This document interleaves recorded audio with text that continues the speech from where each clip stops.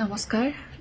শৰীৰটো যথেষ্ট অসুস্থ, কিন্তু তথাপিও তাৰে মাজতে যিহেতু আমাৰ কাৰোৱে মনটো ঠিক নহয়, বিৰাট অশান্তিত জীয়াই আছো, সেইবাবে মোৰো দুটামান কথা ক'বলৈ মন গ'ল। আকৌ সেইবাবে ভিডিঅ'টো বনাইছো। জুবিনদাৰ মৃত্যু ইতিমধ্যে 7 দিন পাৰ হ'ল আৰু 7 দিনতেই আমি কোনো ধৰণৰ কনক্ৰিট সলিউশ্যন পোৱা নাই। তেখেতৰ ন্যায়ৰ বাবে, তেখেতৰ মৃত্যুৰ আঁৰত যি ৰহস্য আমি গম পালো, সেই ৰহস্য ফাদিল এতিয়ালৈকে হোৱাব পৰা নাই। লগতে যিকেইজন ব্যক্তি সেই ঘটনাস্থলীত আছিলে, সেই ব্যক্তিকেইজনৰ কোনো ধৰণৰ স্পষ্টীকৰণ আমি পোৱা নাই, কোনো ধৰণৰ তেওঁলোকক কোনো ধৰিব পৰা নাই। এতিয়া কথাটো হ'ল, মই ক'ব বিচাৰিছো দুটামান কথা সিদ্ধাৰ্থ শৰ্মা আৰু শ্যামকানু মহন্তক লৈ পেলাই। কাৰণ মই এওঁলোক দুজনকেই জানো।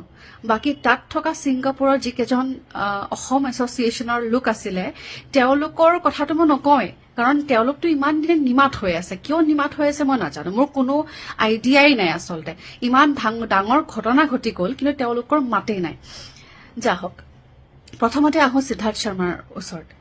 সিদ্ধাৰ্থ শৰ্মা হৈছে one and only manager of Zubeen Garg signs 10 to 12 years, যিমান দূৰ মই জানো।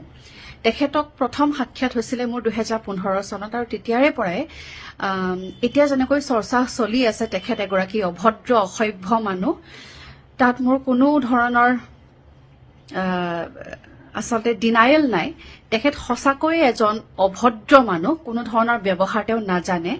আৰু সেই সময়ত যেতিয়া মোৰ সাক্ষাৎ হৈছিলে, তেতিয়া মই একেবাৰে নতুন আছিলো। সেইবাবে মই বহুত কথা সহ্য কৰিছিলো, বহুত কথা মই তেনেকৈ থাকি গৈছিলো, নিমাত হৈ থাকি গৈছিলো। কিন্তু ইমান বছৰে এই কাৰণে কোৱা নাছিলো কোনো। আৰু এতিয়া বহুতে প্ৰশ্ন কৰিছে যে সিদ্ধাৰ্থৰ কথা এতিয়া সকলোৱে কিয় কৈ আছে। মোৰ ওচৰত সেইটো উত্তৰ আছে। ইমান দিনে আমি আচলতে একো কোৱা নাছিলো, কাৰণ তেনেকুৱা কোৱাৰ কোনো পৰিৱেশো নাছিলেতো। সিদ্ধাৰ্থে এনেকুৱা দেখুৱায় যে জুবিন গাৰ্গৰ ওপৰত অধিকাৰ কেৱল সিদ্ধাৰ্থ শৰ্মাৰ আছে। সেনেকুৱা মই বুলি নহয়, আমাৰ গোটেই ফ্ৰেটাৰ্নিটিৰ মানুহে ক'ব এই কথাটো, যেন জুবিন দাৰ ওপৰত কপিৰাইটটো কেৱল সিদ্ধাৰ্থ শৰ্মাৰ। আৰু এনেকুৱাকে দেখুৱাব, এটা সময়ত আমিও ভাবিবলৈ বাধ্য হলো যে বাহ, ইমান পজেচিভ, ইমান তেওঁ এগ্ৰেছিভ জুবিন দাৰ প্ৰতি। গতিকে নিশ্চয়কৈ তেওঁ সঁচাকৈ চাগে জুবিন দাক বহুত ভাল পায়, জুবিন দাক বহুত বেছি যত্ন লয়। আমি তেনেকৈ ভাবি পেলাই তাৰ সেই দুৰ্ব্যৱহাৰবিলাক বা যি মিছবিহেভ কৰে বা যি ধৰণৰ অভদ্ৰামী কৰে, সেইবিলাক আমি